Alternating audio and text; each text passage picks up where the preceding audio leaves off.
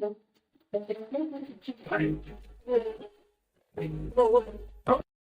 everyone, welcome to my channel Megha Discourse, where literature meets excellence.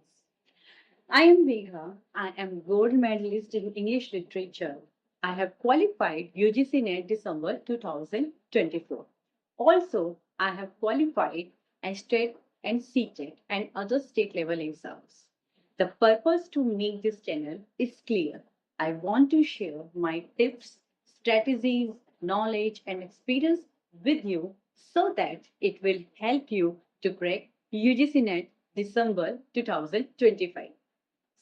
So there are so many things before getting book list for the exam. The first thing we should focus on the syllabus. UGC NET has given the syllabus of every subject. In our subject, we have 10 units. For example, like drama, poetry, novel, short story, and literary theory, culture studies, literary criticism, English in India, linguistics, and research methodology, etc. So we should focus in all the 10 units simultaneously because it all will help to get good marks in your exam. Now, the second thing we should know about the marking scheme and the pattern. As we know, we have two papers in our exam. One is paper one, which is of general, and the second is of our subject. So we should focus on both paper. So what I do for paper one, I will tell you later. Now, the third thing we should know about the marking scheme. As we know that paper 1 has 50 questions carry 100 marks and paper 2 has 100 questions carry 200 marks. So in total we have 300 marks. So for paper 1, what I actually do is I used to watch video of Inculcate Learning and Kumar Bharat. It will help you to get good marks in paper 1 and it is sufficient for paper 1. So I watch videos and I make notes from these videos and I repeatedly revise it and it helps me to secure good marks. And it is important to focus on paper 1 because it will help you to balance the marks.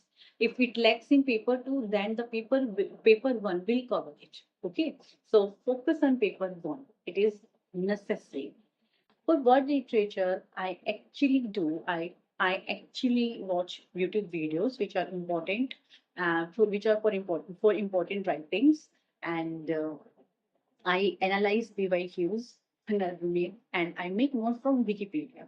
And in the world literature, it will cover American literature, African literature, Canadian literature. You have post-colonial literature, we have Australian literature, and so and so.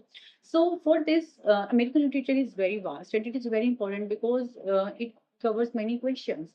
So for the American literature, I make list of the writers and I go through from their important writing and the chronology as well.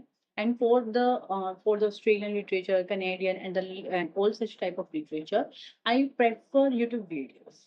So and I make notes from that, and I repeatedly revise them. And I watch videos for summaries, for character sketch, for the thematic aspect. So it helps me in my exam. And the another thing which I add for linguistic, for culture studies, that I do analysis of PYQs and I make note from PYQs because it is sufficient. PYQs because it is sufficient. The another thing is that you should do summaries and characters of the famous writing, and it will help you to understand the character sketch. It will help you to understand the context of writing. And as we know that we cannot read original text during exams and we have to cover the syllabus. So you can use Wikipedia, you can use YouTube videos for the summary and character sketch because they have given questions from there. And the most important thing, chronology. We should focus on chronology, maximum 15 to 20 questions from chronology, or maybe more or maybe less. It depends on the examiner. But yes, definitely you get chronology question in your exam, like famous writing of infamous writers and vice versa. So you should focus on chronology. In literary theory, culture studies, they can give chronology from anywhere. So when you read your notes or when you read any book, you should know the year of publication, the character, and the subtitle, and the famous writing of infamous writer, and infamous writing of famous writer. So these will help you in chronology. Now, what I do for research and methodology, paper to strategy. So I recommend you some books which helps you for basic understanding. So the first book which I prefer you is Amateur Abraham. It's significant to read it, and it helps you definitely in your paper, and you will get some questions from these books. Actually, this book covers most of your units like literary terms, literary movements, and some topics from British India, world literature, and it helps you to get some terminology which it is in literary theory, literary criticism, and culture studies. So I read this book twice. I pick 2 or 3 letters or 4 or 5 letters daily, and I make notes from it. And I also analyze that whether the questions come from that particular topic or not, for particular context or not. And then I make notes with help of Wikipedia as well. Otherwise, it is sufficient if you read this book. And I must say you have to read this book because it helps you a lot to understand the basic knowledge of English literature. The another book which I recommend you for Indian English literature or for English in India is A History of English Literature. That is M.K. Knight. It is important. I must say, you should read it. And the reason is very clear that you will get questions from the book, but not from surface level, but in between. Read this book in between. You will definitely answer. When you read this book from starting, you will get idea of English in India, and then you should do PYQ analysis and make notes from that. Then you can take help from YouTube videos as well for these kind of such small units. So it will cover 2 units, English in India and Indian English literature. And for Indian English literature, the first thing you should know about the writing of Indian English that who got awards and the famous writing of writers and themes, and more important, the characters of famous writing like Bakha from Untouchable, like Muno from Kuli, and so many writers. Okay? And who got Sahitya Academy Award, and also take help from YouTube video and YouTube and website like Wikipedia, Encyclopedia Britannica as well. Okay. So the another book which I recommend for literary criticism, that History of Principle of Literary Criticism. It is actually my mama's book. It is very old one, but it is like gem. So in this book, it covers all the criticism from Aristotle to T.S. Eliot, and many more which I missed. I used to watch videos and Wikipedia. So in literary criticism, 2 things is must. First one, you should know about the quotings. You should know about the actual text and the terminology of actual text. Because, like, what do you like? The questions come. If the questions come, what is catharsis? And if you have not read about the catharsis, then it is hard to crack the exam. You should know the basic context of every writing, like Aristotle ideas, like what is the idea of estric origin, biography, literature, primary versus secondary imagination, trends between old criticism and new criticism.